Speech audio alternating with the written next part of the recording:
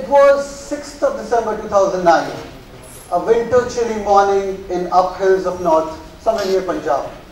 It was my first few days of my social internship program. I was going to join an NGO, a non-profit organization, at a part of my MBA. I was a bit tensed. I woke up at 5 a.m. in the morning. The winter was chilly, it was pretty foggy and still dark. I came outside my house, pretty relaxed and a little bit drowsy. It was 5 a.m. Getting up in the winter is pretty cold, as you all know that. So moving forward, I could see a small van.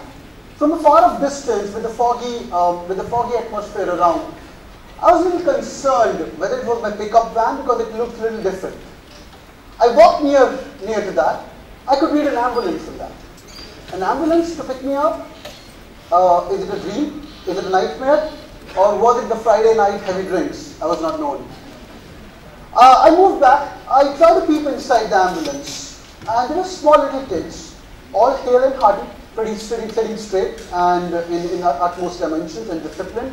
I moved down, knocked open the door, and the driver gave me a stern look to have a seat.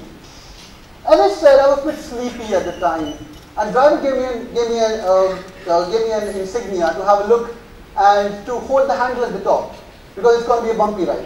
I held the handle up, and I was looking at the kids. The kids are mum. They were not speaking at all. They were just sitting straight. It was dark. I could only see the shades of the hair. That's it. There was no light in that spot.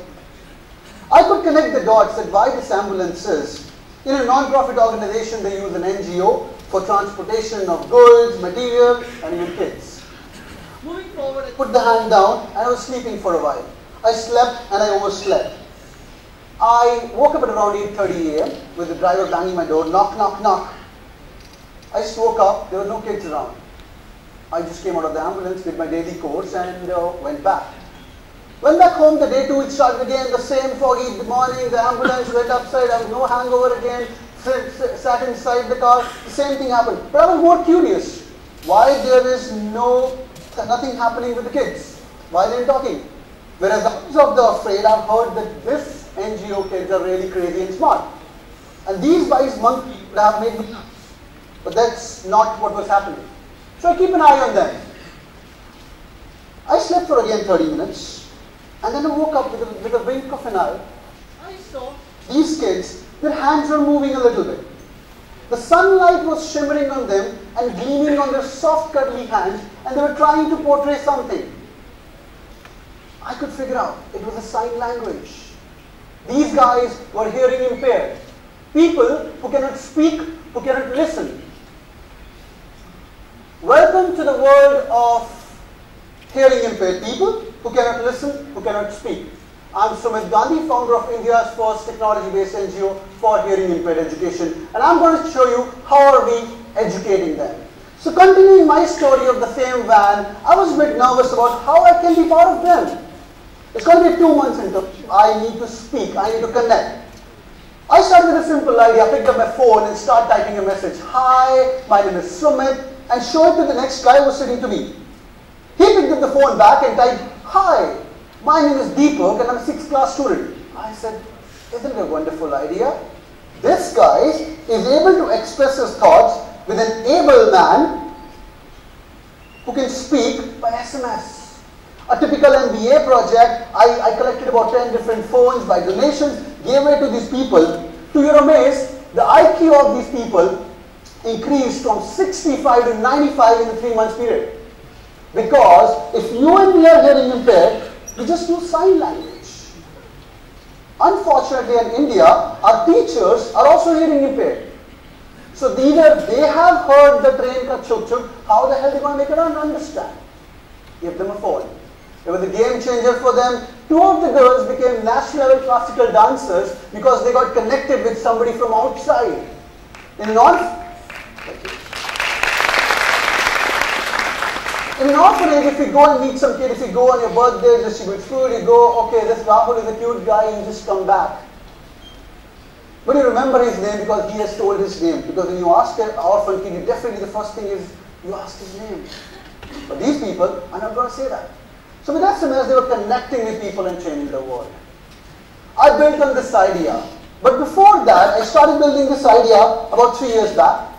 In between, for about 2 years, I slept over it. I did not do anything. The best thing is, I was talking about it. It was in my subconscious mind that I'm going to do it. The Barfi movie came with Ranbir Kapoor acting. I started dreaming, okay, he's going to be a brand ambassador someday, and he's doing the same stuff. He's going to be with mobile phone, etc., etc. Subconscious mind into action. It worked.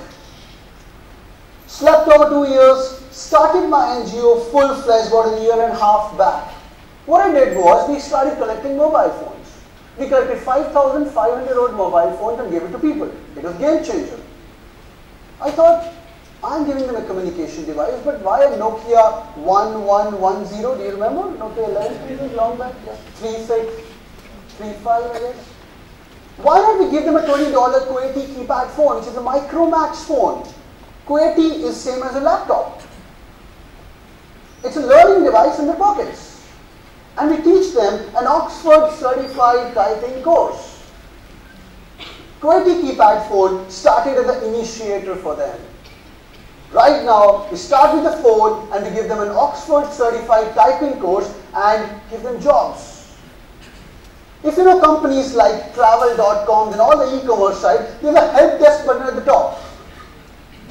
These hearing impaired people, if trained for a period of about 3 months of time, they can definitely get jobs there. So if I have to rewind my quick story back here, this is that particular van and these are the kids.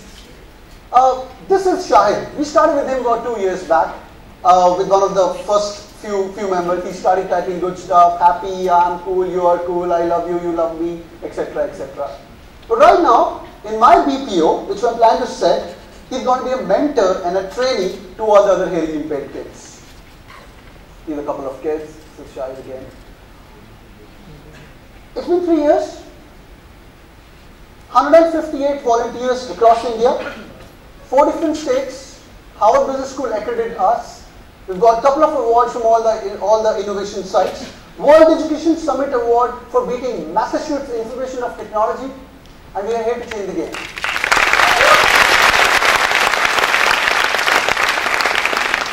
I'm going to leave you with a small thought. This thought says thinking inside the box.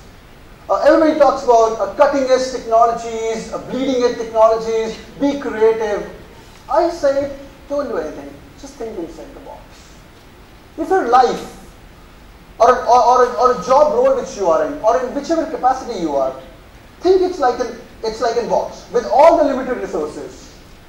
If you see at the corners of this box, there's going to be a lot of leeway even if you fill in fully. If it's a sphere, you get a lot of space. If it's other equipment, you're going to get a lot of space. So imagine your life like a box. SMS is a 30-year-old technology. We talk about WhatsApp, we talk about Facebook. But this QWERTY keypad phone and the SMS technology is changing your life. And this is how we started and how we have come here. Last but not the least, before I let you go, I'm starting this movement. It's going pretty crazy. I left my job in one of the most admired companies in the world. I'm not sure I'm going to be admired over this thought. When I told my mom I'm going to do that, she said, are you crazy? I did it. In fact, a couple of weeks back. I'm going to change the world how hearing impaired people live. I'm going to empower them. This empowerment is going to happen starting from India because 60 million people in India are hearing impaired. 98% of them are jobless. I envisage to set up India's first BPO with 120 odd hearing impaired people in Bombay by 2015 and target 20% of the chat-based support to all the e-commerce websites in India by 2015. That's my own pledge to change the world. Next time you receive an SMS from a hearing impaired person, please do reply. The hint to get it right is it's not going to be in the right of the grammar, for sure. That's the way he communicates, and that's the way he's going to empower himself and change his life and the people around him. Thank you so much, guys. Take care.